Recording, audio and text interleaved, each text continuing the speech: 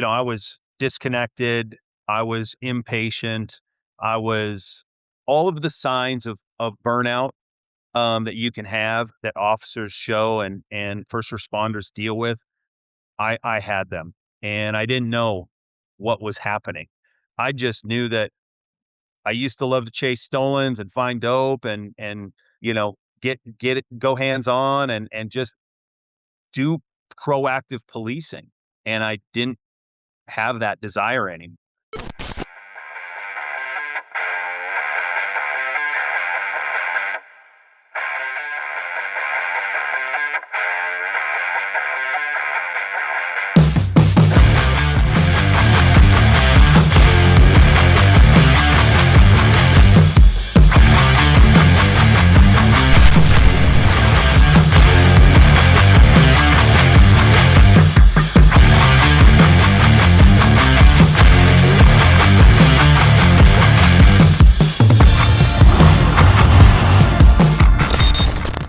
Hi, everybody. Welcome to another episode of the Blah, Blah, Blah Something Wellness podcast.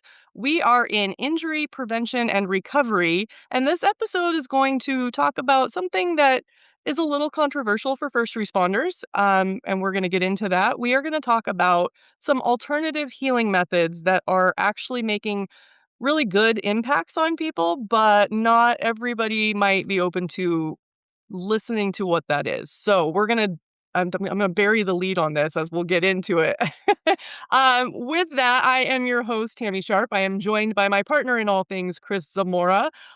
Before we have everybody introduce themselves, I want to do a little special announcement. We are officially part of the National Police Podcast Network. So I just want to say thank you to them for having us be part of the network and for all of the good work that everybody in the network is doing, bringing healing and wellness and all of the good topics to the audiences. So there we go on that.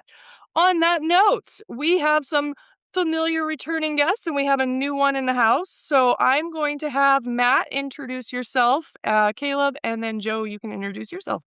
Awesome. Hey, good morning, everybody. My name is Matthew Griffin. I'm the author of The Journey to Midnight and a retired law enforcement officer from Virginia Beach, Virginia, and then Keene, New Hampshire. Prior to that, I was in the Navy. I was a search and rescue swimmer, and excited to be here. Excited to talk about psychedelics and some of the alternative methods that are out there, and some of the other different modalities that are out there. Awesome. And you have a great beard, and it is super bearding today. I just got out of the shower. I just got my workout in. I just blow dry it. I don't know what. Yeah. Awesome. Thank you, Caleb. Hey, good morning, everybody. My name's Caleb Cuevas. I'm a captain paramedic for the Phoenix Fire Department. Been with them about 21 years. I'm a dad of two kids. I got a 12-year-old and 11-year-old here. And same thing as Matthew. I'm really excited to be here. Thanks for having me back on. I think there's a lot of important information here for us to kind of unpack so that people can live good lives again. And I think that's where some of us probably where we were stuck and need a little kick in the pants. And so I'm happy to kind of unpack that with you guys. Awesome. Thank you. Joe. Yeah, thank you. Super excited to be here and share this time with everybody. My name is Joe Swanson, former police officer, law enforcement resilience trainer, and I teach the operational reset stack method, ORSM, as part of my tactical resilience workshop, really giving officers proactive tools for stress load and nervous system regulation in real time. And just excited to have this conversation. Like everybody kind of mentioned, after 8 years, I was burnt out and I left law enforcement, went through a divorce, got remarried, and started a journey into looking for meaning in life again and purpose. And that journey had and any psychedelic you can call out. I've tried it in a search for that path, and it was recreational, spiritual, and medical are the three places I sort of see those things as they fit. And so, great to be here. Happy to have this conversation and share. Awesome. So before we dive into everything, I want to back a few things up, and I'm going to just call myself out because I come from the old school, even though I'm not law enforcement, I was raised by an old school cop. Drugs are bad, right? We don't do drugs. Cops don't do drugs. You guys, how many drug busts, ballpark, you think you guys have done in your careers, right? And not even counting weed, just any kind of drug bust. So for the audience listening, that's kind of the mindset. Drugs are bad. They're illegal. We bust people. We don't do them. Now, in the healing world, there are different treatments, and the military's been doing them for a long time, and they're finding their way into the first responder field. But there are still a lot of skeptics. There are a lot of people that are questioning it. Kind of, short circuits the brain a little bit, being like, no, we're not supposed to do this. So we are going to talk about psychedelics and different types of treatments. But before we get into that, will you guys kind of share, because you have there's the physical injuries and the pain that comes along with that, but we are also going to talk about the invisible wounds, the pain and the struggles that everybody's kind of carrying that nobody talks about. And that's where these treatments really do come into play for that. Matt, you're a keynote. You share your experience. I'll have you start, kind of keep the same pattern. Will you kind of share your journey, and then we'll go around, and Chris can also jump in on this too. Yeah, for sure. So, in in my last 11 years with the Key New Hampshire Police Department, I was an undercover cop, and while I was working with the drug task force out of New Hampshire, Massachusetts, and Connecticut, I wound up really kind of losing my identity and who I was, and so Matt Griffin was kind of gave way to CJ Davis, my undercover personality, and um, as that kind of filtered in, I really thought I was doing something great for my community, for the people that were around me, and I really lost touch with who I was as a husband and a father, and and uh, wound up losing my wife to divorce, and March March 9th, 2017 would have been my 15-year wedding anniversary. I had a prostitution thing going on that day. And so, just like a lot of other cops and first responders, when life hits hard and when trauma and chaos, all we try to look for is just, a little bit of success. And so we put our head down and go to work. And that's what I did that day. And my former partner and police chief stopped me in the hallway. I'm sorry, didn't stop me in the hallway. I was in the brief up to for a prostitution sting, and somebody knocked on the door and said, "Hey, the chief wants to see you." And I was like, "Damn!" So I went down to the chief's conference room, or to the chief's office, knocked on the door, and asked him what was up, and he asked me to have a seat. And I think when the chief tells you to have a seat, man, you're never like, okay, all right, like, are we friends right now, or do I need a union rep? Like, so I'm sizing him up and thinking about like what he heard or what happened or what the deal is or why he's calling me here, especially when we had a brief up for a prostitution sting. And he sat me down and he said, "Hey, man, I just want to check on you. I know today's a tough day for you," referring to what would have been my 15-year wedding anniversary. And he said, "How are you?" I said, "Man, I'm okay." He said, "Are you good?" I said, "Yeah." And he kind of just looked at me for a couple more minutes, or a couple more seconds, I should say. And he said, "I want to make sure that if you're not mentally prepared, you're not physically ready. So you tell me now if you need me to comp you out for the day." And I said, I'm good, man. I'm good." And I got up and went back to my prostitution sting. And 2 hours later, Brian went home and shot and killed himself. And I ate that for a long, long time. On March 17th, about 8 days later, I really kind of understood suicide, or at least I thought I understood suicide from that standpoint. Everybody always told me that it was weak, and suicide was weak, and it was just a weak way out. But Brian wasn't weak. He was 5'8", 260 pounds of muscle, cauliflower ears. Like he put a whooping on a lot of people. And so my brain, with the PTSD and the trauma and everything that we'd endured of years of trauma, just realized that it wasn't suicide, it was a sacrifice. And that was the trauma talking, that was the suicide talking. And once my brain made that decision that it was sacrifice, I knew that my whole life had been a sacrifice. And so on March 17th, I wrote my suicide note and planned my exit. And my book is called The Journey to Midnight, and I was going to commit suicide on midnight of March 17th, 2017. And I prepared my apartment. I cleaned up. I wrote down all of my accounts, all my passwords, and went for a walk and came back and sat my Yukon in Keene, New Hampshire, and just kind of waited for the clock to count down. And about 11:13, I got a phone call from a good friend, and my phone was on Do Not Disturb. And what I didn't know in 2017, that if you call twice inside of a minute, it breaks through. So he had called the first time just to see where I was and what I was doing, because it was St. Patty's Day, but it went right to voicemail. And he hung up and he was like, well, let me call back real quick and just leave a voicemail. But it broke through the do not disturb. And I wound up answering. And he said, hey, why don't you come over for a beer? And I said, no, I got something I got to take care of tonight. And um, and he said, hey, and he's not like an I love you guy. Like I'm gonna love it. I'm not a I love you person. I'm gonna hug people. I'm emotional. I wear my heart on my sleeve, but he's not. Like you hug him and he freezes up. And he said, hey man, before I let you go, let me tell you two things. And he said, number one, I want to tell you that I love you. So you're a good man, you're a good cop, you're a good father. He said, number two, there's light at the end of the tunnel. And as you're going through what you're going through, I want you to know that I'm gonna walk with you. And I, at about 11:15 p.m., I made the best decision of my life, and that was that today is a good day to die, so is tomorrow. And I pushed my suicide off until March 18th. And on March 18th, I pushed it off to March 19th and then March 20th. And I continued that process for a good little bit until I didn't need to say that anymore. And I decided to change that mantra to today I'm gonna do something good for myself.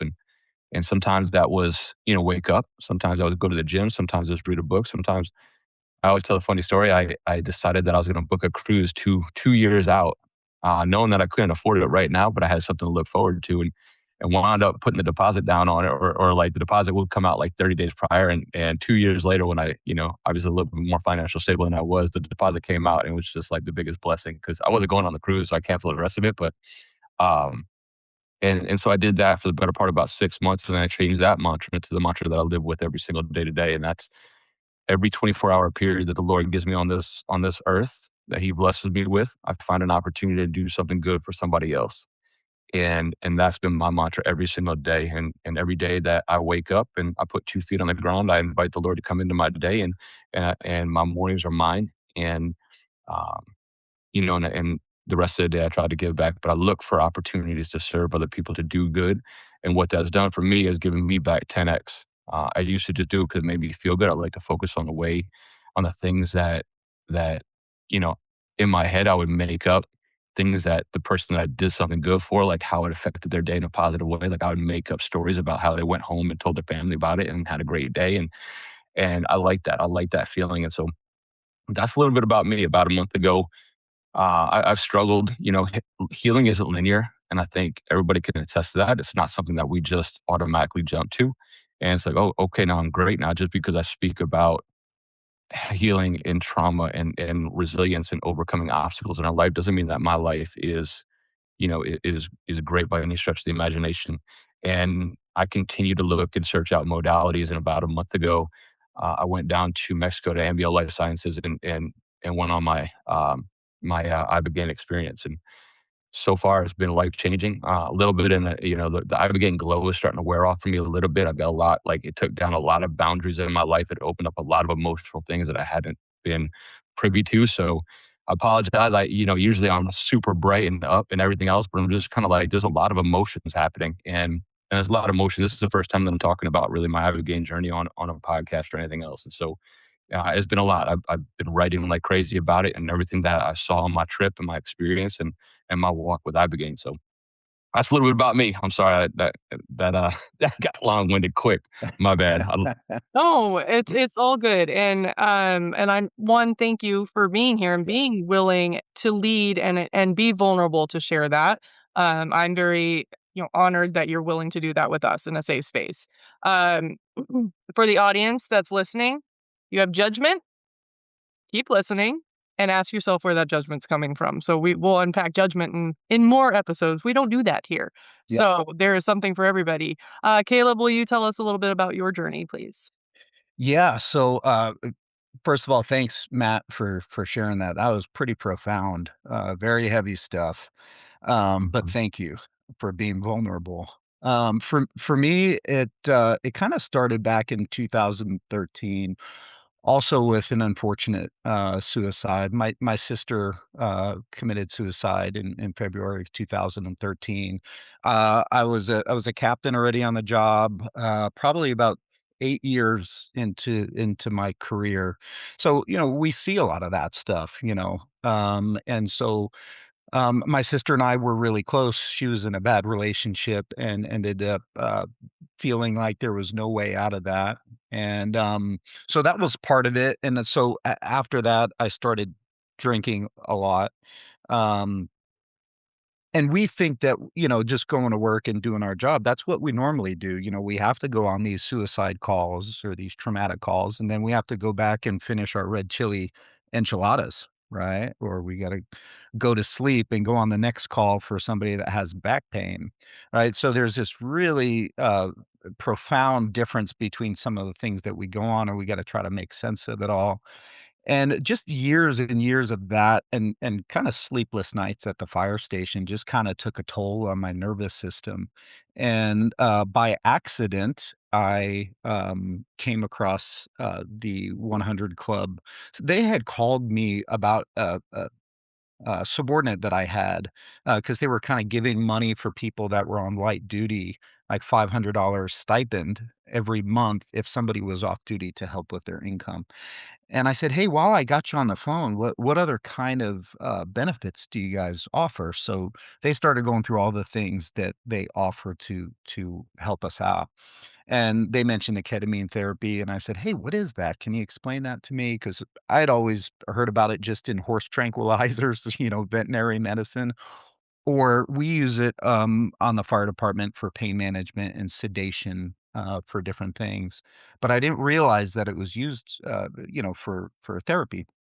And so she kinda walked me through it, and, she said, "We don't have any spots open right now. We're waiting on a grant, so just be patient, we'll put you on a list," type of thing. And Father's Day 2022, I was heading up north, with the kids, and I said, "You know what? I'm just gonna call."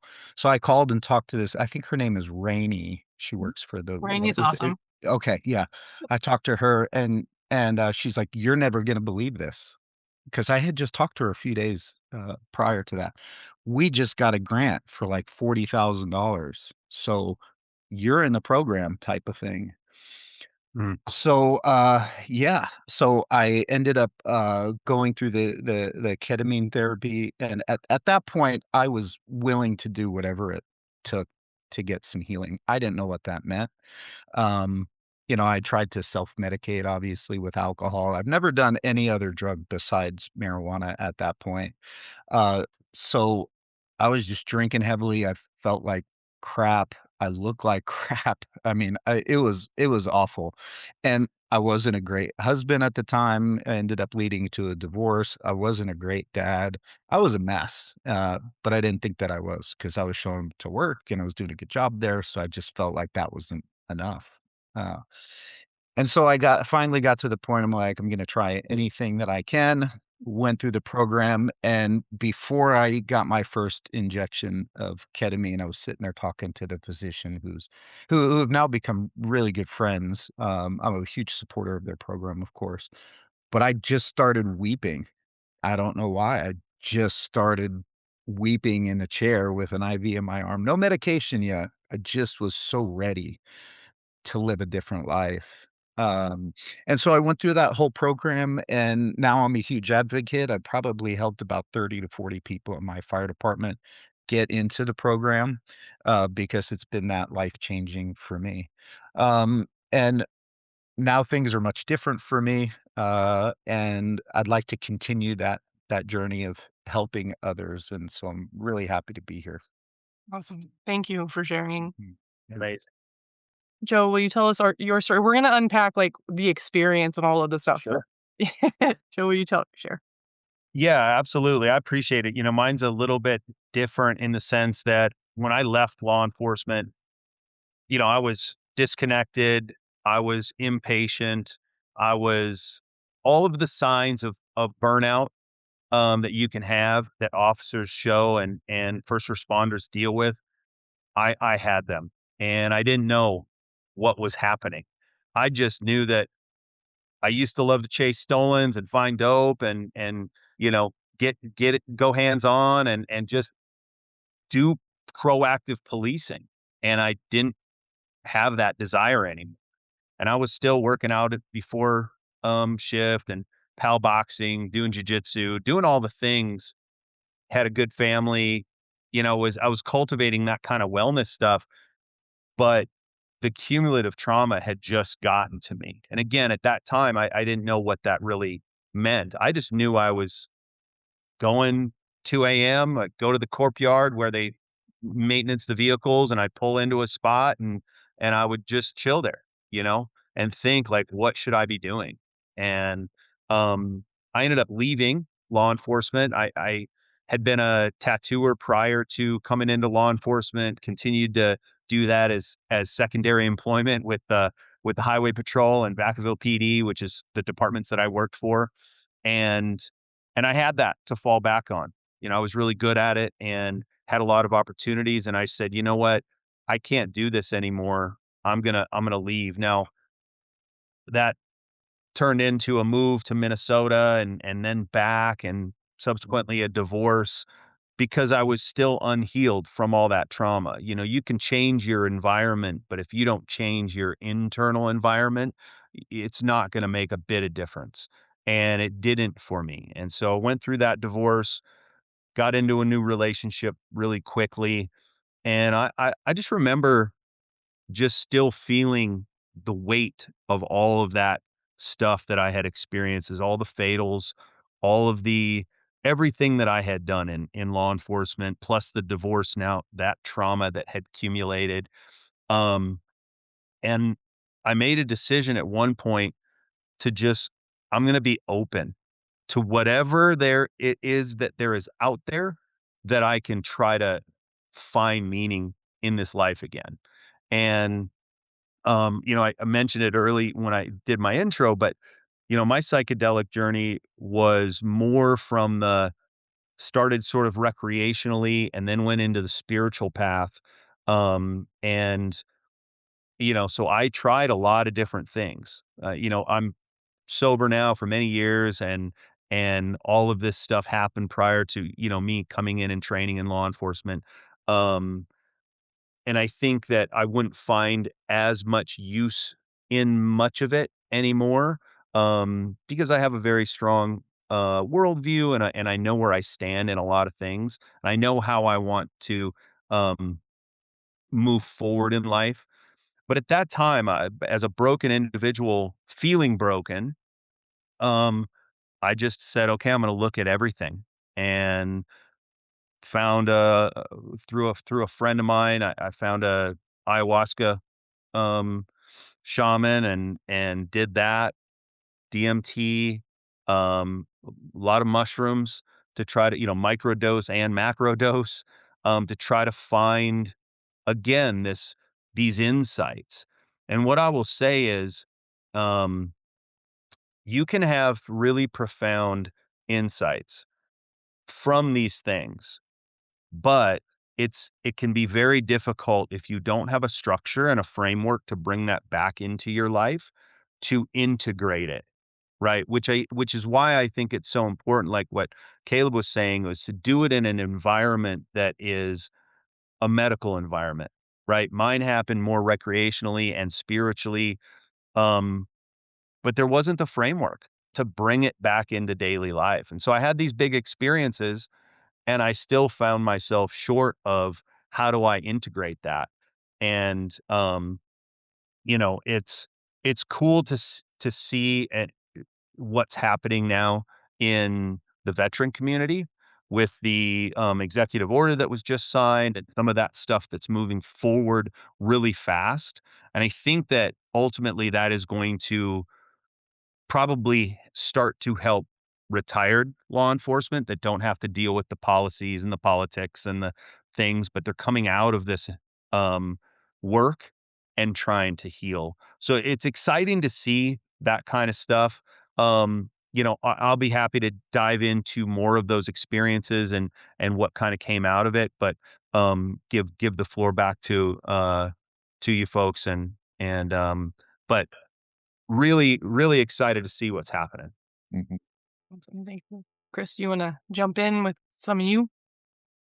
Sure. Yeah. So I'm retired from Arizona law enforcement I did 23 years, and I was that typical cop that loves what he does, and right out of the academy they put me undercover to go back to high school, So I had to put my identity. Chris Zamora no longer existed, but this 17-year-old kid named Tommy Cruz had to live, 24/7 as this kid for 2 semesters. And I lived in an apartment complex where the kids I hung out with from Highland High all they lived in that same complex. So anytime I left, I had to be the 17-year-old kid. And I tell that story because my sergeant, my narc sergeant called me up. I did one night on FTO, and, uh, he goes, he calls me, well, I get a phone call well, so let me back up. So I did one night on FTO, which is your limbo night. You don't do anything, right? You just ride, you get to watch a real cop do real cop stuff, but all you're doing is just sitting in the passenger seat. And it was a boring night, nothing really happened. My FTO said, "Go home, go to sleep," because I did the night shift, 9 PM to 7 AM. "Go home, get some sleep, wake up about 3:30, run some errands, hit the gym, be back by 9, shift starts at 9."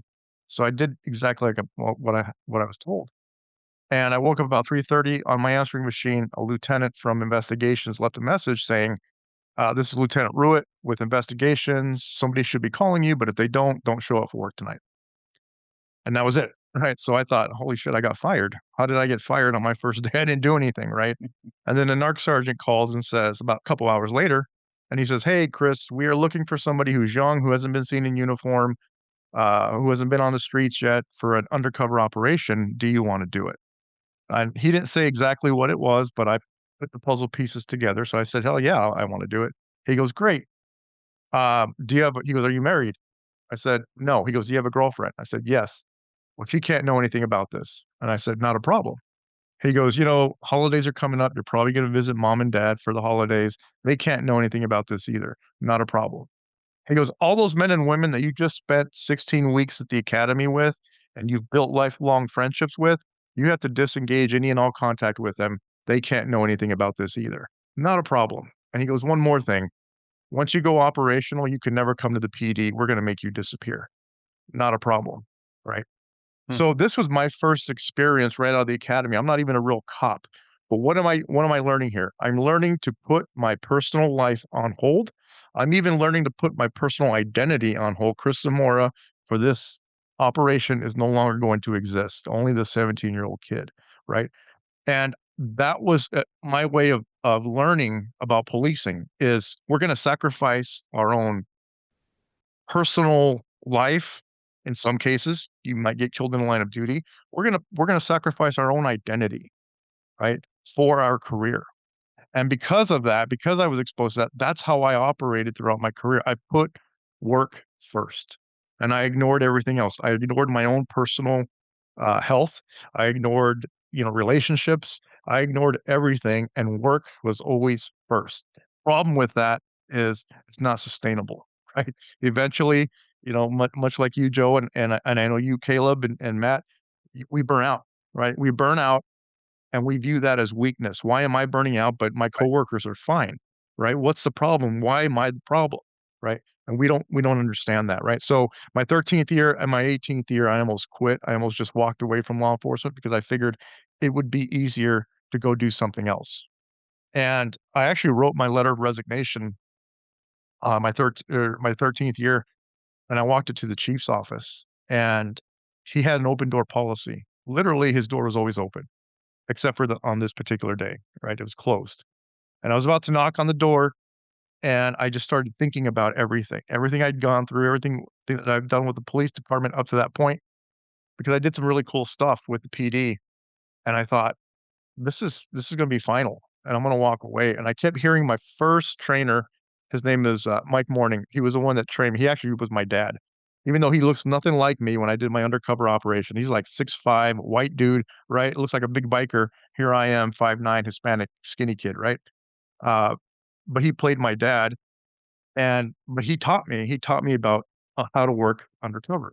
And the one thing he told me was, when you're in a drug house and you're buying drugs, if a bad guy pulls out a knife or a gun, don't expect me, don't expect a team to come in there and rescue you. You have to figure out how to get out of there. You have to rescue yourself because we can have an entire SWAT team waiting at the front door to kick in that door. There's no way we're going to get in there fast enough to rescue you. So you have to get yourself out. And that's what kept playing in my head. I've got to figure out, how do I get out of this rather than quit and go do something else? What am I going to do? And that's what started my journey into coaching. I'm also a clinical hypnotherapist, so I work a lot with the subconscious, right? And resetting our own thought process. I haven't gone into psychedelics or anything like that because I'm also a former DARE officer. So I think that kind of has an effect on that, because I've been telling kids, don't do drugs. And then, Mhm. we're here. But I do see, in just reading and researching, and I'm definitely excited to hear your experiences with that therapy, how it works and how it helps. For me, like I said, I haven't done it yet, but I think if I reach a point where I hit rock bottom, I think there is that opening for that. I haven't hit that yet. I hit rock bottom twice in my career, but I was able to get myself out of it. Mhm. And I just know, if I ever hit rock bottom again, because Matt, you're right, there is no expiration date on PTS, right? And it can come back, and we can do everything right, and for whatever reason, something triggers it, and now we're back at the bottom, right? So, I'm excited to hear what you guys have to say. Anyways, that's a little bit about me, and I'll turn it back over to Tammy. No, I think first, again, I have gotten choked up a little bit because I think it's amazing that we get to have this opportunity to have these conversations and that you guys are here and somebody's going to take something away from everything that you guys have to offer. So I just want to honor like what we're doing here because it's very special. For the audience listening, I want you guys, I know that everybody that is in first responder field is picking up pieces of like, yep, I feel that. Yeah, I feel that. We all know that alcohol is one of the first go-to because it works. It is effective and it helps you go to sleep. It helps you forget. It helps you all the things until it doesn't. You guys have all kind of touched on some different patterns throughout it. The marriage, the relationships. We also know that the divorce rate is ridiculously high, but nobody really talks about the why of all of it. And in the first responder field, I think what gets the spotlight on it all the time. Suicide, yes. The calls that you guys go on, but it's these little tiny internal battles that everybody's dealing with. And you guys, you're looking around. Chris said, everybody else is fine. But the thing is, they're not. You guys just aren't talking about it. Um, and I want to hit on a couple points and then we'll start diving into like the experience with these treatments. But, Joe, you had said the integration.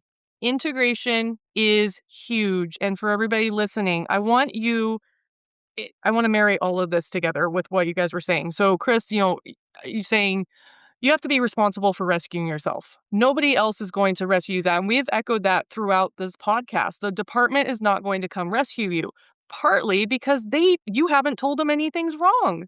You're suffering in silence, expecting people to, understand, but when they ask you if you're okay, you say you're okay. And part of that's because you don't wanna be a burden, you don't wanna feel vulnerable, weak, all of these different things, and also what you guys said is you don't know what's wrong. You don't know when it isn't a physical wound that you like, if you have a broken bone, you'd be like, "Yeah, I broke my leg, I can't do anything." It makes sense, it's logical, everybody gets it. But when you're having anxiety, sleepless nights, you're just Chris has a story, he got triggered and started having, anxiety over a piece of birthday cake, and, he didn't know why that was, and when you don't know the why and you don't have control, it's very scary. So with the rescuing yourself, for the audience again listening, you are responsible for rescuing yourself. You are responsible for going and finding treatments and methodologies that are going to work for you. I will say if that you are in a relationship or even maybe if your marriage is already dissolved, your significant other is the first person to see the changes in you. The problem is when we don't see the changes in ourselves, the first reaction is to get defensive. And now that person's the problem. We're not the problem. They are. And that's one of the things that breaks these marriages apart. And that's male, female, every way. Um, when we say rescue yourself, that does not mean the recreational part of it, like Joe was talking about. Yeah. Because again, you need to have the facilitation, the oversight to make sure because when you are dabbling with any of these things, it's a very slippery slope. So you need to have that coach or mentor or practitioner, somebody that's been there that can help make sure that you're on the right path. And with the last thing I'll wrap it up before we go into this healing is like Matt, it's not linear. It is a ever evolving layer of an onion. You are constantly peeling. You healed one thing. You healed from a traumatic call or experience, and all of a sudden you're upset about something else, and it's from your childhood. We are human. We are here to be on a healing journey. It's always evolving. So there isn't an end goal. It is a how do I get better and how do I pivot? And when the next wave of shitstorm hits my life, I'm going to be able to get through it without bottoming out. That is what we do in coaching. And I say that with our team. Our team has been through shitstorms. We're not perfect. None of the people here are perfect, but we've figured out a few things to help make life not suck so much and be able to get better and help other people. So on that long-winded rant, let's get into the thick of this with Matt. Coming back to you, because I've talked to you offline as well. So you had this experience. It is healing, but then there were some things that happened to you where it's not puppy dogs and rainbows. It wasn't, magical, I'm fixed, poof. You're still in a healing process. So will you share a little bit more about that? Yeah, and just like Joe said, I mean, there was a lot of work and a lot of prayer time that took took me to make this decision. And I first found it. I was in the Navy and I was on Marcus Luttrell's podcast about a year and a half ago, and I never heard the word Ibogaine before in my life. And Marcus had told me that he was on a certain quantity of opioids every day and drinking mass quantities of alcohol, and went down there, and essentially the Ibogaine helped him to come off that cold turkey with no withdrawals and no cravings at all. And I was like, come on. But he was living proof that he's sitting here 4 years right across from me and didn't drink, doesn't drug, doesn't didn't even have a desire for caffeine or nicotine afterwards. And as my life started to to I don't want to say crumble, but like things happen and whatnot. And I just made the decision to give it a shot. Um, but yeah, like the pre and the post integration were huge, because what I can say as far as being a first responder is that I needed to understand what happened. And so I got connected with a group called the 343 Fund, and the 343 Fund is from a gentleman, a firefighter who lost his life, and so they do a lot of breath work. They do a lot of pre-integration calls. They explain to you what the process is. They explain to you, like, from point A to point B. And I needed that. If I didn't get accepted into the 343 Fund, I wouldn't have gone down to do Ibogaine, because the actual clinics themselves aren't very communicative from a detail oriented standpoint, and we are all, for the most part, pretty detail oriented. Like, I need to know, what was going to happen, how many pills do I take, where am I going to be, what's going to happen during this, like, what's the 12-hour journey going to look like, and I mean, am I going to be running naked through the streets of Mexico, and like, and again, like, I had a lot of questions about, like, what do I say to my family? Like, I'm heading to Mexico to take a drug in the name of healing. Like, that doesn't really jive with my life and my background and what I've done. And what do I say to other people? How, when I come home, like, how do I explain what I just did? And what if there are no changes? So there's so many different questions that had to be answered for us as first responders before we went down there. And so I thought the 343 Fund did a phenomenal job. I was on weekly, so 2 meetings a week I was on, and I did breath work on Saturday mornings. And since then, I've become a breathwork practitioner. But and so to circle back and answer your question, um, the the journey itself was eye opening. I was very skeptical about it, just because I was a longtime drug cop, and so I blogged and journeyed everything, and I documented everything that I did, and I'm releasing a documentary here hopefully sooner than later. It takes a while to put all this together about my experience with ambient life sciences, but I had nothing but an amazing experience. The people, the place, the journey itself. And so what I can say is that my journey was not what I expected. I expected to see visions of law enforcement stuff, visions of the shootings, visions of the suicide, visions of everything else, but it wasn't that. And I really had, like, I didn't have any visions of law enforcement stuff. And so when you take Ibogaine is what they call a dual action psychedelic. So it's you're eating the bark of a a tree that's typically found in West Africa. And what it does is it creates, the number one thing I can tell you is that it's not addictive. It was the hardest thing that I've ever done in my life, and I would never want to do it again.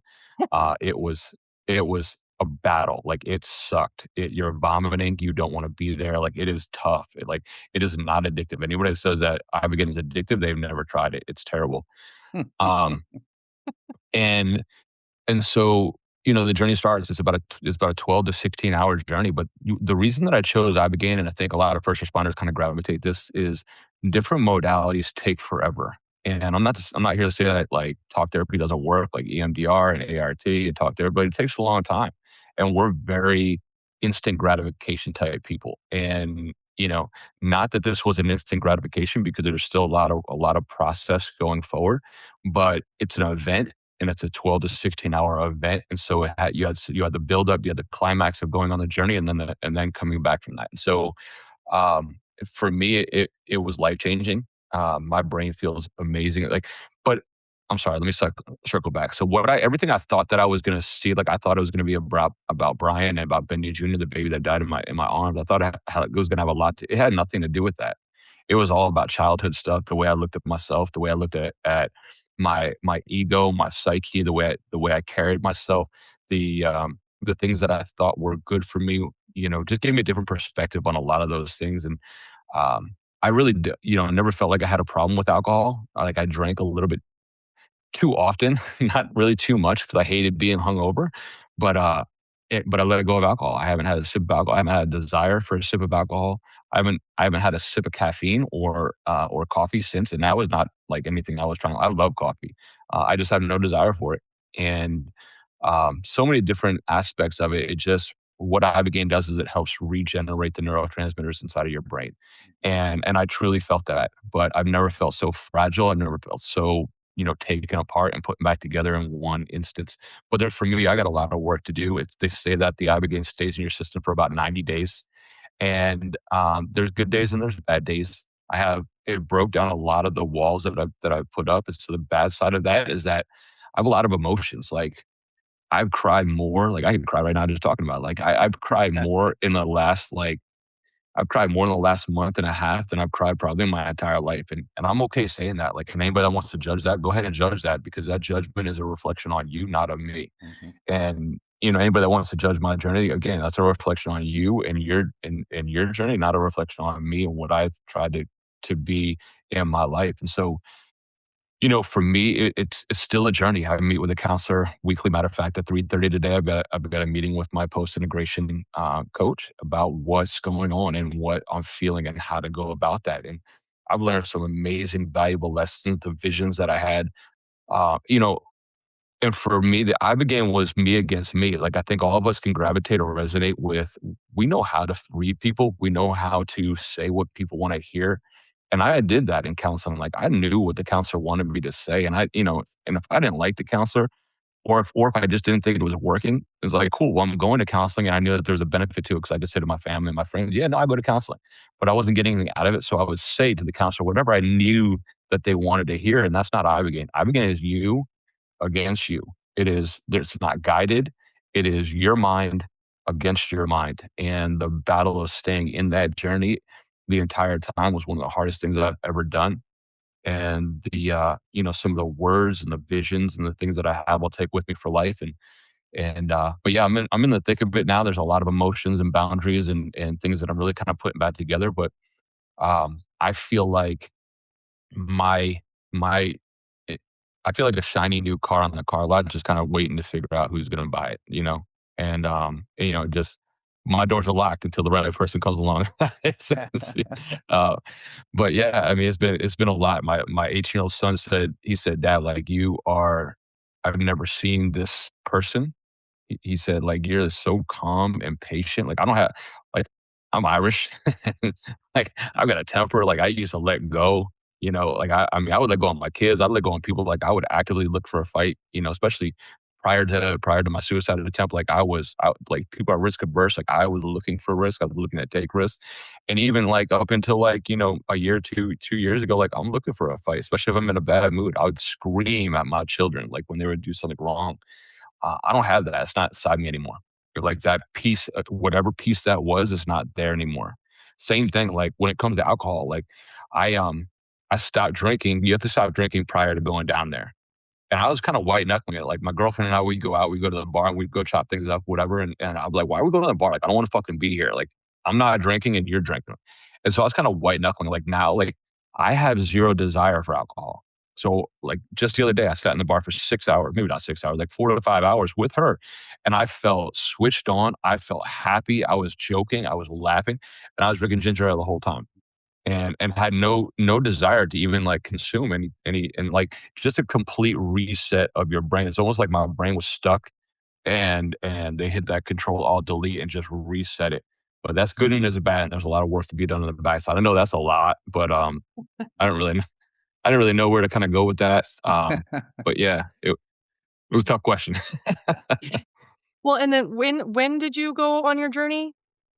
March 23rd. So I'm a month and a day out. Month, and then you're Nice. gonna be here in another month. Yeah, my first keynote will be in Arizona on May 15. 15th on a Friday. And then the day right before that, what a blessing. I'm gonna be on Tyler Hall's podcast. He's got millions and millions of subscribers. So super blessed. I mean, like God's just been so good. And a matter of fact, God was front and present. Jesus was front and present in my journey for most of my entire trip.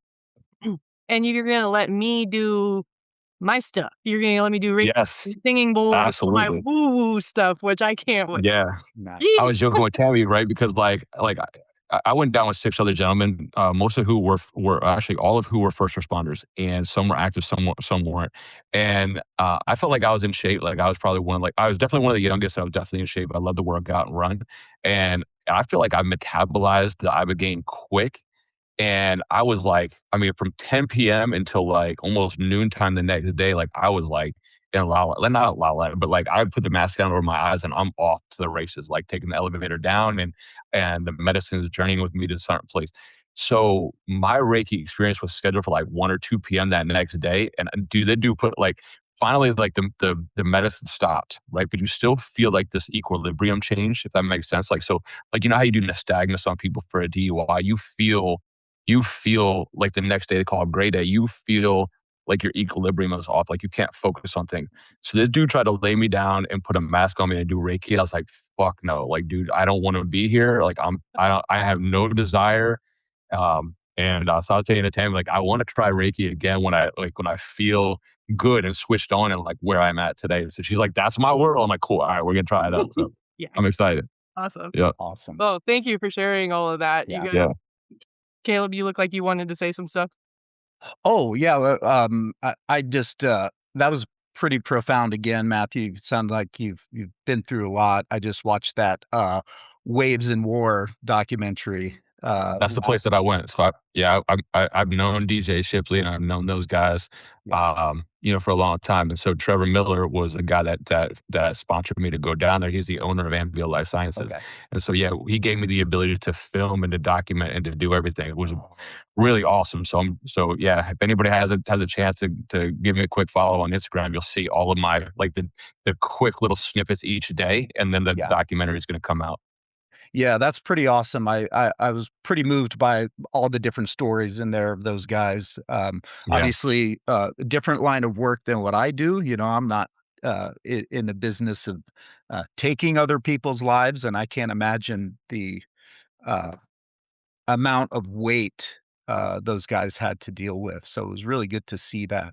I just want to talk to a little bit about the integration part and about the safety of that. So in a therapeutic setting, generally psychedelics are non-toxic and non-addictive, right? Because you're being monitored by a physician in these things. For me, I was in a room, I was by myself, but I'm hooked up to like I had a little life alert necklace, you know, I got a pulse ox on, they have a camera in there, so they're able to watch and make sure that you're breathing and all that stuff. You know, I can't imagine doing some of these things, and falling asleep on a buddy's couch or going to a concert, which a lot of people do. Imagine being in Las Vegas when they had that huge shooting and you're on a psychedelic out there. You can imagine what that would do. So what it allows you to do is to fully and openly just relax and allow the medicine to do its job because you know that you're in a safe environment. So I think the integration part is a huge part of the benefit of the medication is to, just be like a rock in a river and allow whatever comes to come. You don't have to control anything. You don't have to take an Uber anywhere. You don't have to worry about, something negative happening to you because you have people watching you. So I think that's a really big portion of that. The other thing that the psychedelics do, from what I understand, I'm not a pharmacist, and Chris, you probably know quite a bit about this, being a clinical hypnotherapist, is they put you in the theta wave state, right? So the theta wave state is essentially the subconscious state where the vast majority of our programming is happening, and how we kind of operate on a daily life. And you can't change those patterns of behavior uh, in a normal state of consciousness. And so that's why willpower might work for a little bit, and your motivation, your discipline might work for a little bit, but really you need to get in there and change the programming of the mind. And so the psychedelics get you into this, because you're not unconscious, at least I wasn't. I don't know what the Ibogaine experience was, but you're sedated, right? So if you take your blindfold off and your headphones off of the beautiful yoga music that you're listening to, you can see what's going on around you. You're a little bit gorked out, but you're not completely unconscious, and that's kind of where that theta wave state is, right? When you're almost falling asleep or when you're just waking up, you're in that theta wave state, and that's where the change really happens. So when you're able to be in that state for a prolonged period of time, um, it's like taking a rocket ship to healing, kinda like what Matthew was saying. So the ketamine is also a very quick acting psychedelic compared to, I think, the MDMA treatments that they were experimenting with was about 6 months long. I think that's the treatment protocol for that, where the ketamine is, every other day for 2 weeks, and then you take a break, do another one in 30 days, and then you take another break and 30-day break, and you get another one. So it's 8 total sessions. And the Ibogaine is a one-time, kind of an overnighter, if I'm getting that correctly, Matthew. It's that 16-hour journey, but made up over a couple days, I'm sure, to get there, get checked in, get all your vital signs and stuff like that. But it's not where you have to go back continuously, for the exception of, I think there's like 10% of people, 20% that don't get the effects that they want after the first treatment. Um, so I think it's really important for the listeners to understand that.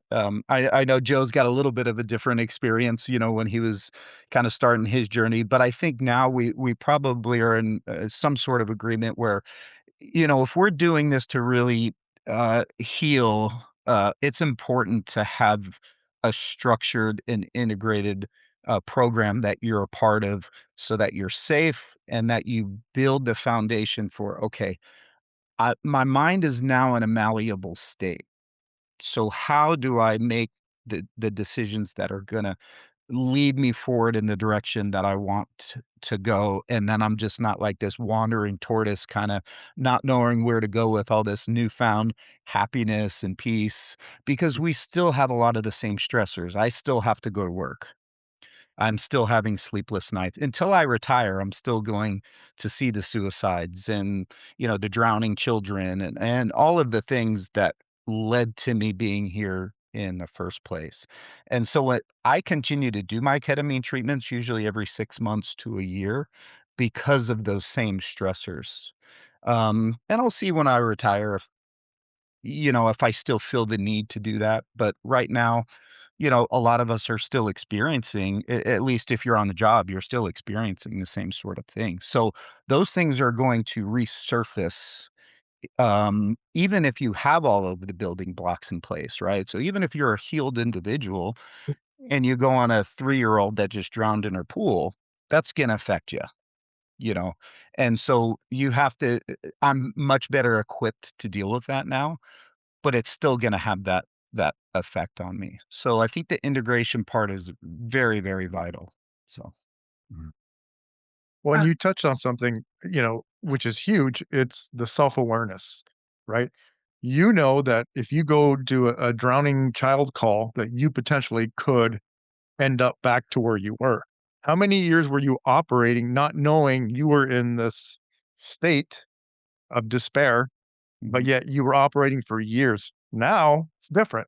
Now you've got the self-awareness. Now you've got something in place that if you do fall back into that state, you know what you need to do to get yourself Mhm. out of it, right? Yeah. So that in itself is huge. So sorry about that.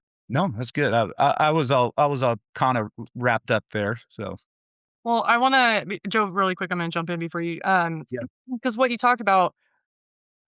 Yes, if you're still active, you are still going to have repetition of these different situations. And even if you're not active, just life. I just had a friend that is not in the law enforcement space call and witnessed a trauma of a friend. And he was like, I was helpless in that moment. I didn't know what to do. I keep replaying it. And he's in active trauma. And so I want to have everybody understand that when you do go on to your healing journey and then you have a situation come up, first, because some people will be like, "Well, I've done all this healing and now I'm having these feelings." It's we're not taking away the feelings. When you have something going, you need to allow the space, and again, going to what Chris is saying, the self-awareness. Okay, hey, this is happening. I am in active trauma. And any good therapist will also tell you, like, we shouldn't be doing very much healing work while you're in active trauma. Your body's in shock. Your mind has not been able to process it. You're trying to figure out what's going on. And so you need to allow yourself several days and possibly weeks to be in that active trauma. The thing is, you don't stay there and you don't bury it. You don't suck it up, buttercup, and move on. And then it's just living there in the subconscious. You have the active trauma, you process it, and then you start integrating what you've already known that you've been going through your healing journey, and you get the support system so that you can move through it. And it's not that you're going backwards. You were, I wish I had a chart on here, but where your high was at one point, if you had like a little graph chart and your low is down here and your high is here, now when you go on a healing journey, where your high was is now your new low, and it's going to continue to grow up and up and up and up. I make no promises that I can edit that chart into for a visual, but make it make sense if you know what I'm saying. I will try. Um, Really quick too before I forget, Mhm. you guys mentioned the control, that when you guys are doing these different modalities, you're not in control. And so for somebody that hasn't done it, that has some control issues, which Mhm. first responders kind of have some control issues. Um, Again, being in the clinical setting and then allowing yourself to be it, knowing that you're in a trusted, safe space. And if you need to, bring a buddy, bring somebody that you do trust that's going to be on the outside of that room so that you at least know, okay, they're going to take care of me if something goes awry, right? Mhm. And allow yourself to let go. Cause like what Matt was saying, our ego likes to decide what our trauma is and why we are. And that's not the case. That Chris and I with the subconscious with hypnotherapy, it could be the most simplest seed that got planted in your childhood. It could be from the womb. If your mom was in a toxic, volatile situation while pregnant with you, and somebody said that they should have aborted you and you weren't wanted. It was an accidental pregnancy and it was very traumatic.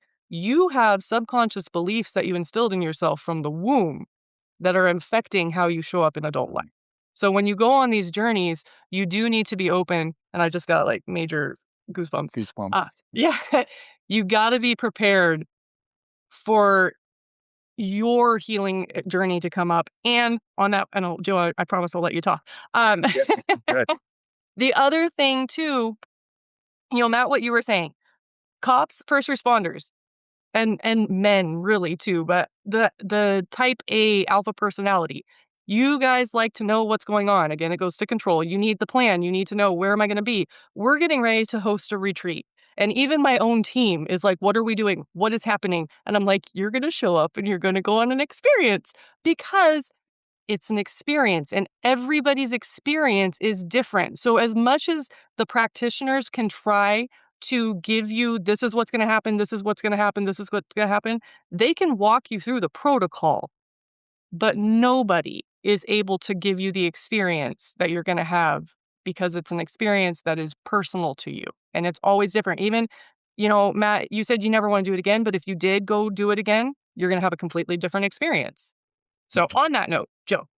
Yeah, I mean, a couple things come up for me as far as like, hearing some of the discussion around this. And I think ownership is one. It's the awareness that Chris talked about, alluding to what Caleb was saying, like having the awareness of what you're doing and then taking ownership that I'm going to walk down this path and I'm going to be open to um to this healing and to these protocols or to the experience that I'm about to have is huge because yeah, you likely will be in a experience where you have to completely let go of that ego and let let things play out the way that they're going to play out and be okay with that. Um, the other thing that was, I think, a benefit for me in the psychedelic journeys that I took and the experiences that I had, it opened up my gratitude. For no other reason, I was more grateful about the life that I had, even in the trauma, and that I was there. I had the basis to walk down this path. Even I had the courage to do that, and I think it opened my mind up to, hey, there are things out there that we can take advantage of. One of the things subsequently I did a few years ago was a 9-week program called Brain Highways. And it was one of the most impactful. I will say even above and beyond all the psychedelic experiences that I had and diving into those experiences, going through this 9-week program, which had a lot to do with physical movement, it had a lot to do with knowledge integration, but it had to do with nervous system and revisiting trauma um, in a very useful way through reflection. And it was like going to the gym for your brain for 9 weeks. And I came out of it completely different. I'm, late life diagnosed with ADHD. And I think many of us in those experiences look for this one big thing that can just change us. And now we're good and we get to move forward. Um, that was the closest thing that I had to that experience. Coming out of, doing that 9-week Brain Highways program, I changed my nervous system, and it informs what I teach now with ORSM and giving officers tools to regulate the nervous system in real time, not waiting for this one big experience, but cycle between stress response and recovery multiple times throughout one shift, multiple times throughout one's day. And so yeah, I wanted to definitely mention that because it, I don't think, it's not really in the psychedelic vein. What the psychedelics did was open me up for gratitude and the idea that there are protocols and other things out there that one can do. And this program was probably the most impactful thing that I did post a lot of other trauma work. Well, I love that you said that, because you also queued us up organically and naturally, because our next month topic is spring clean your energy. But we're basically going into, so psychedelics aren't for everybody. There are absolutely first responders listening to me and like, that's great for you. There's no effing way I'm going to go do any kind of drug. No way. And that's fine. For others that are listening, they're like, okay, I'm listening. Do your due diligence, do your research. Do not just go to some crackpot off of TikTok to go do a thing. Like, figure out. Please don't. Yeah, figure out, reach out. Again, we always, we're more than open to put you in connection, reach out to everybody. Do your due diligence. But next month, we're going into these other modalities. We're going to talk about hypnotherapy, debunk some of the stuff, Reiki, um, feng shui. Like I'm going woo woo on you. And for The anybody, chakras. the chakras, that's what Yeah. my so Chris got the score of a century for me. Other people, nobody else knew what it was. They all passed it up, but he likes to thrift. And he came in with these 2 big bags, and I was like, oh, are those singing bowls? And he found a perfectly good set of glass chakra aligned singing bowls. And I'm like, oh, okay. Um, I'm One Good of the job, Chris. Good craziest, job. Tammy, I'll tell you, one of the craziest experiences I had on one of these ayahuasca retreats that I went to. We had a singing bowl musician that came in, and he played other stuff too, but he had a large, like probably 18-inch singing, bowl that he put on top of our head upside down, and he hit the side of it, and vibration all the way down to your wow. toes, to the bottom of your feet. One of the wildest experiences that I had, just standing there for that 5 minutes of that, and that vibration just happening, just like bzzz, settling your body. So there is definitely benefit to some of that stuff, sound baiting and this kind of stuff that, yeah, it's way woo woo. Like some people are going to look at it and go, ah, that's not for me. And so, to your point, Tammy, like, I would encourage people, find the thing that works for you, Mhm. right? It may not be the woo woo stuff. Maybe it's more tactical stuff like I teach. Maybe it's, the ketamine or Ibogaine, really, like, do that, to your point, do that due diligence. There is a ton of information out there on all of this stuff. And, I know when I was leading into it, I was constantly, hearing other people's experiences and doing my research, um, for it. So, Well, and that's the thing. So when it comes to the energy healing work, everything is energy. Everything is vibrational. And if, because you can't see it, it's like, well, it must not exist or whatever, but you can see it. Like with singing bowls, if you put water in it, you can watch it vibrate, right? So for those two, this is one of the pushbacks that we get is from the religious argument of, well, this is against my religion. And to which I say, the reason I have a PhD and my doctoral dissertation, I have it right here, is Bridging Science, Spirit, and Skepticism. My original title was Debunking the Bullshit, but they changed it to A Rational Exploration of Metaphysical Principles in Consciousness and Healing. And so what I did, I it has nothing to do with religion. Some of these religious fear-based things are Mm. misconceptions. So I kind of debunk some of that. Like with hypnotherapy, they're like, oh, it's the devil's work. Yeah. Actually, no. Sigmund Freud could not do it. So therefore he poo-pooed it. And then it went into this whole, like, there's a whole, so hypnotherapy, we'll get into it next month. I'm already excited for the topic, obviously. But hypnotherapy used to be an actual medical practice. They would perform surgery without anesthesia by Yeah. doing deep state hypnosis. So we're going to unpack all of that stuff next month. And I am not disrespecting anybody's religion. I am very spiritual, very religious myself. And that's why we're kind of going to unpack some of it because, again, just like some people, there's first responders. Did you guys in your 10 years ago, would any of you ever thought you would have done drugs of any kind, go on a plant-based medicine journey or any kind of thing? No. But here you are, you've done it. So, and you're getting benefit from it. So with that too, for the audience, if you're emotionally triggered, we talked about this in our last episode with Don Miguel Ruiz Jr. If you're having an emotional trigger to this episode, that is an indicator there's an unhealed part of you. And somebody here, whoever's triggering you, that's a reflection of you. And like Matt was saying, that's not about him. That's not about us. That's a you thing. And it's time to go reach out to somebody and talk about that and unpack it. So, mhm. Can I say something real yeah. quick about that? So, I was born, raised a Christian. I'm still a Christian, and of course, you have a lot of that type of stuff built into you. And one of the things, obviously, some of the psychedelics that we use in the therapeutic setting are synthesized now, right? But when you're talking about mushrooms, you're talking about ibogaine, uh, LSD, right? I think it's a fungus that was on the wheat germ.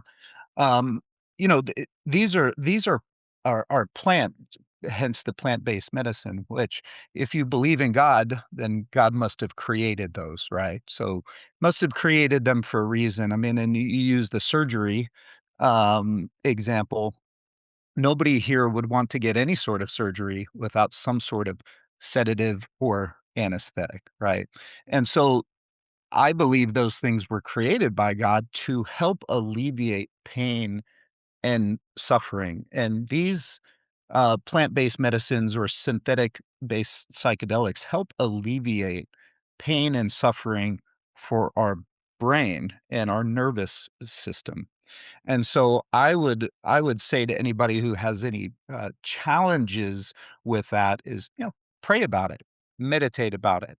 Um, but I'm fully confident in my spiritual journey, and I felt like this was a gift from God. So Oh, and to also build on that as well. So you made a good point. So if you were getting physical surgery, you're going to have some sort of anesthesia. You're not going to necessarily be, you don't want to be, I don't want to be aware for it, right? So you're out. That doesn't mean, say you have open heart surgery, you're not there for it. You're gone into la la land, whatever, and they're doing all of these different things. So I want to say when it comes to energy work and healing that you can't see, Reiki, for instance, when and I wrote a Police One article about Reiki, and I talked about my first time. The first time I never knew, and I was very skeptical, and I didn't know what to expect. So they do this whole thing. I thought it was gonna be like a massage. She didn't really touch me, did stuff. I just laid there being like, "Is something profound gonna happen? Like, I'm just laying here, like, this is stupid. This is nothing." And I walked away being like, "Well, that was crap." And then I went to go step onto an escalator, and the room, it was like a little, like a split second of vertigo. Like, the escalator moved away from me. It was like, "Whoop," and I couldn't get on it. And I was like, what happened? What is this? And so that sent me on my Reiki journey because I needed to know, understand what just happened, right? Energy. So when you're having a healing modality happen and you're just relaxed and you don't feel like anything's happening, you need to understand it's spiritual. It's like a spiritual surgery, is how I explain it. Like, stuff is working. You just aren't quite aware because you're distracting your conscious mind so that the subconscious can get what it needs. Chris, did you wanna throw in anything? I know, I mean, the subconscious is huge, and this is an issue that I think a lot of us have, is our conscious thought does not communicate with our subconscious, right? And this is what got me into hypnotherapy, is I actually do sessions where I will have it's called parts therapy, but I'll have the subconscious step out of the body of the conscious, right? So, and this is really good for victims of, uh if they were victimized or traumatized at a young age, right, as kids. Well, these kids that let's say you were victimized when you were 10 years old, that 10-year-old never grows up. That 10-year-old stays inside you. And now you could be a grown adult, and then something will trigger that 10-year-old to come to the surface, right? So in hypnosis, what I do is I have that 10-year-old step out of the body of the adult. And then I have the two have a conversation, eye to eye, sit down next to each other. Adult, uh, what do you wanna say to that 10-year-old kid? And the adult will cry, and the adult will say, I'm sorry I didn't protect you. I'm sorry I didn't do enough to help you and to protect you." And it gets very a lot of tears flowing. When they're finished, I ask the 10-year-old kid, "What do you have to say to this adult?" And 9 times out of 10, it's, "It's not your fault." That's it. Like, that's what that adult needed to hear, right? And after they're done talking, I ask the adult, "Do you want this 10-year-old to go where they wanna go, where they're happy, or do you want this 10-year-old to stay inside you?" 9 times out of 10, they want the 10-year-old to go somewhere, right? To move on, right? And they'll pick a place where they want them to go, whether it's on the beach or in a forest, wherever used to make them happy when they were kids, right? That's the importance of getting the subconscious and the conscious to communicate, to talk to each other, because sometimes we don't know why we have certain habits, certain fears and phobias. We don't understand why we have it. until we put you under hypnosis. And now we can figure out, oh, when you were 5 years old, you had a bad experience with this, and this is why you now have a fear or phobia of this, right? So, with the psychedelics, what I'm hearing from, I think, all three of you is if you're going to do it in a structured environment and have a plan, right? Because it's great when you're under the treatment, but what happens days, weeks, or even months afterwards? What are you doing to really enhance that experience? Are you just doing it one time and saying, is what is this for? Is this going to cure me of my PTS, or is it going to treat my symptoms, or is it going to transform me? Is it going to kickstart me to do something else? And I think that's what our listeners need to understand. Is this the answer, end all be all? Is my question to you guys. The treatment that you use, is that would you say, "Yep, that fixed everything and I'm good to go"? No. It was a great starting point, I would say that. Um, and we had talked about, it's not for everybody, and maybe if I would have done mushrooms prior to my ketamine treatment, my ketamine treatment might have been, "See you, Matthew, I know you gotta go." Well, really quick, Matt, I know so we'll jump in really quick. Sorry, Caleb, to Yeah, cut no, you no, off. go ahead. Matt, do you have any? I know you've got to run, so I want to honor your time, and we are going to wrap it up. But do you have your last little 2-second mic drop moment that you want to give? No, just so blessed and grateful to know you guys, and blessed and grateful to call Tammy and Chris and now Joe and Caleb. Just blessed to call you guys friends. And if Absolutely. anybody needs to reach out to me, I'm happy to talk. I'm happy to chop up my journey with anybody that's interested. And if anybody wants to follow me or view the documentary or some of the day to day, it's author Matthew Griffin across all my social media. So blessed, grateful. I hope you guys have an amazing weekend. God bless each and every one of you guys, and I Thank look you. forward to talking to you guys soon. Thank you, You Matt. Thanks, too. Matt. Thanks, Matt. Appreciate it. You know, maybe based on prior psychedelic usage, it might have, um, kind of synergized with my ketamine, and maybe my ketamine would have been more effective, even though I felt like it was very effective already. Maybe the fact that Joe has done multiple modalities has assisted him greatly, and maybe that's why the brain highway was so effective for him. I don't know what the order is for all of this, and I think now that it's becoming, I don't wanna say mainstream, but it's becoming more accepted, I think there'll be a lot more research on that. So maybe one thing leads to the other, and one thing is more effective because you tried something, else out. Maybe somebody ends with the hypnosis piece of that puzzle, and that's what does it for them. Maybe it's the EMDR, maybe it's the DMT. I don't know, but I think that people need to go to, like, when you go to the ice cream places and they give you the little samples, in a safe way, right? In a measured way, in a therapeutic way. Hey, if the ketamine doesn't work for you, maybe that stellate ganglion block, maybe that might work for you. Maybe the Ibogaine might work for you, but try it. Give it a shot. Give your body and your brain the best possible opportunity for a better life. You owe it to yourself. Well, and I love that also too with the practitioners. Not everybody, we don't resonate with people. I fully believe in hypno and Reiki and all these different things. I'm open to trying other things, and there are some practitioners that I don't resonate with their energy. I don't like their style. When I do Reiki, it's very just quiet.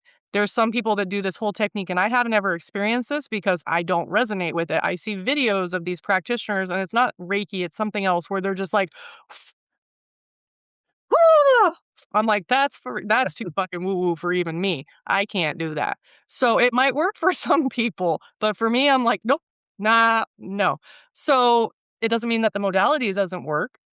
That's just not for me, or it might not be for me right now.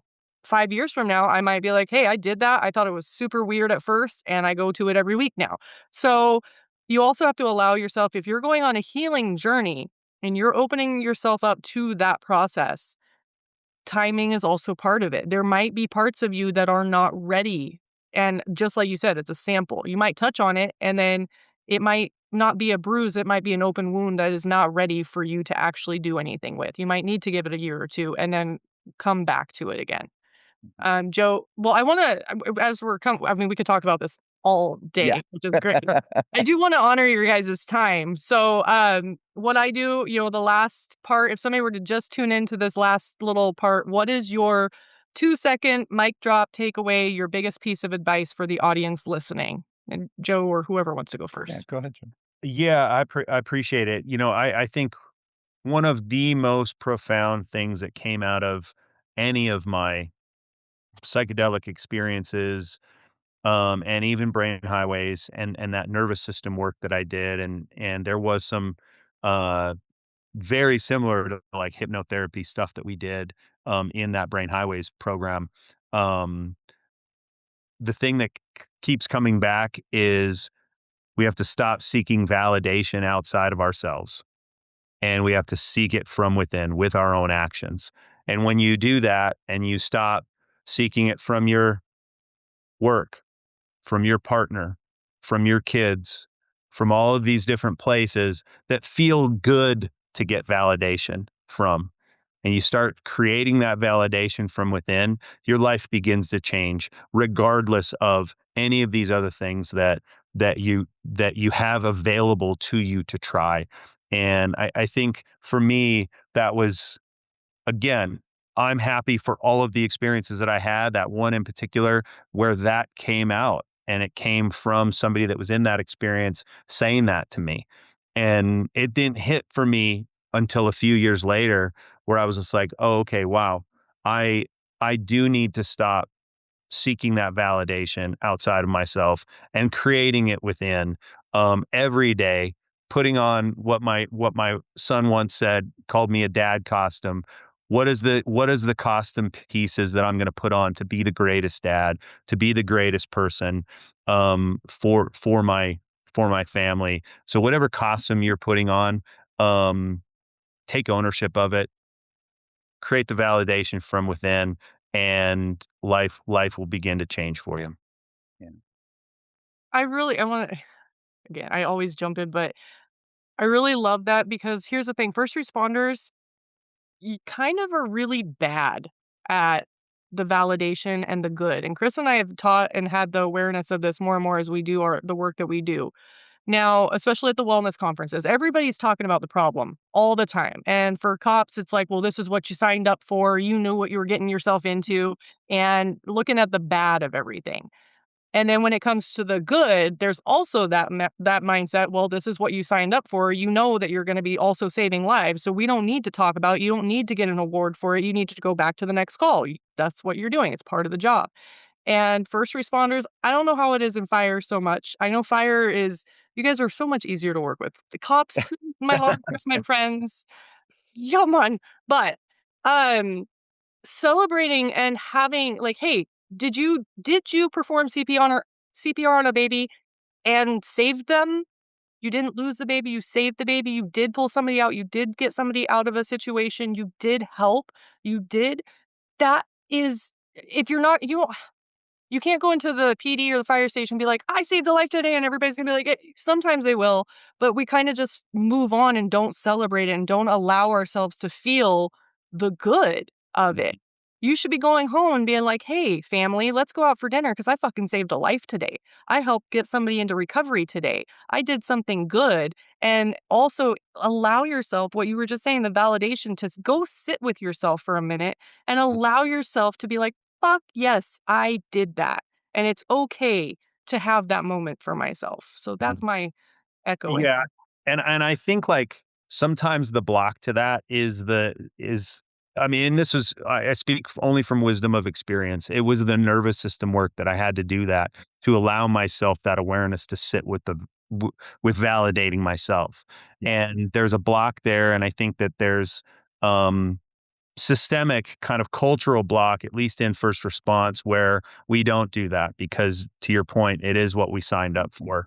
And I think when you start to regulate that nervous system and you allow yourself the opportunity to go from that stress response now to recovery, and your baseline resilience continues to grow, you have the capacity, the surplus, and the energy, because energy is the currency of law enforcement and first response.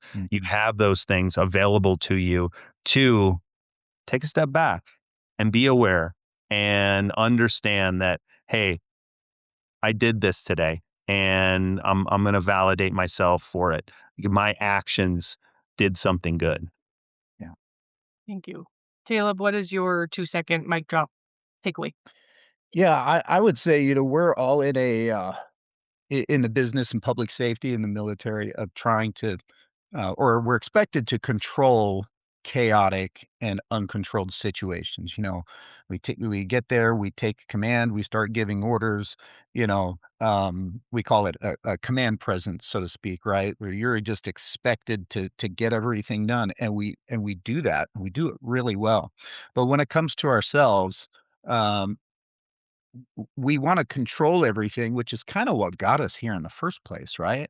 A series of really bad controlling and poor decision making. So, what I would say is give yourself a lot of grace, have the humility to say, you know what, I can do things better than I'm doing now.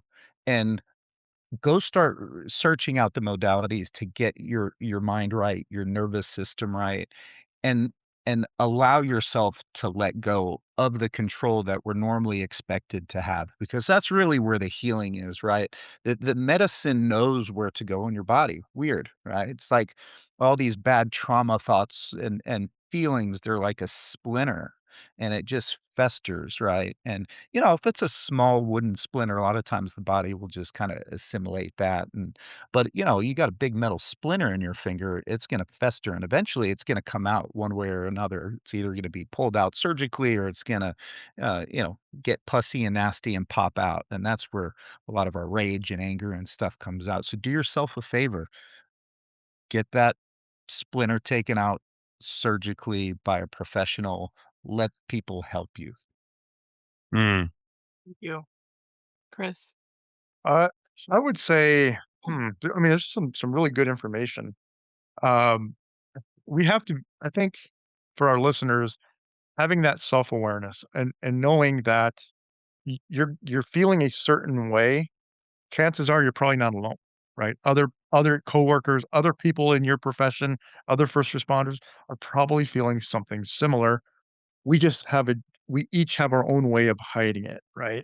I remember going into work, even though I was dealing with depression, anxiety, PTS, but I would put the happy face on and I would just go into work and be happy, be normal. Nobody knew what was happening on the inside. And I think how many people walk around every day like that, right? So if you have that self-awareness that you're struggling, something isn't right, then seek out a possible solution, right? And you may not know where to begin. That's why it's so important to talk, communicate with each other, because referrals are the best, right? If I want to go and do ketamine therapy, then Caleb, I'm probably going to reach out to you because you've had a good experience and it's trusted, right? So I'm probably going to go to you, right? So again, but how am I going to know that unless we talk? How would I know, Caleb, that you had that experience because you opened up, right? And that was huge. And it's huge of you to let us into your world, and you too, Joe, let us into your world to know what's happening. That's what opens the lines of communication.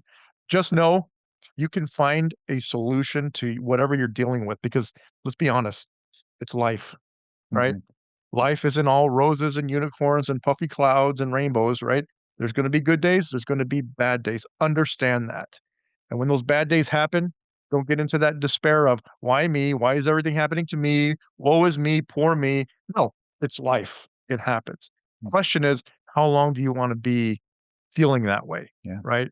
And, like Caleb, Joe, myself, we operated years in despair, right? Oh, Not really understanding, not really knowing why we didn't have the self-awareness, but it wasn't until probably we all of us reached rock bottom, and now I've gotta do something because I cannot operate anymore in the PD, in the fire department, wherever we are, right? So have that self-awareness, open up those lines of communications, and network with people. One thing is not gonna be the end all be all, right? You might have to have different resources. Anyway, back to you, Tammy. Nope. Again, I want to thank you guys for being here, being willing to share your stories. For the audience listening, again, just echoing. If you are going to step into a different modality, especially within the psychedelic and, this world, medicinal, plant medicine, whatever, don't do it just willy-nilly. There was an officer that got busted from their own body cam smoking meth in a patrol car. And it's very easy for all of us to judge. It's very easy to be like, that person shouldn't have been a cop. That person, da da da, how did da da da. And I think one, I was married to somebody that did meth. So meth itself, nope, I have no. But it's also, what was that officer dealing with years before that? What did they try to take away the pain and what they were dealing with that led them down that path? So if you're going to go try to do it and self-medicate, alcohol, drugs, all these things because it makes you feel better in the moment because nothing else is working, that's one path that you can go. So I just want to emphasize, don't do that path. Be vulnerable enough to reach out to somebody saying, hey, I don't know why I'm feeling this. I don't know what I'm feeling. I just know that I'm off. Something's not right. And I don't know what to do about it. And then allow that journey with the right support to lead you down the path. And it's baby steps. There is no magic fix. There isn't a pill that's going to fix everything. But just like working out, you're trying to lose weight 1 pound, 1 ounce at a time, 1 pound at a time. You're going to keep going muscle memory. And eventually, 6 months to a year, you're going to start really seeing the transformation. And then to whoever this listener is, and I don't know who you are yet, I haven't met you yet, but I know that you're listening and I know you're actually hearing it. And I know that you're going to start your healing journey from this podcast and our other episodes. 6 months, a year, 5 years, 10 years from now, I want you to find us and say, hey, here's the journey. And then you get to come be on the podcast. So that is my 2 cents. Thank you guys again for being here. Thank you to the audience tuning in and listening. And until next week.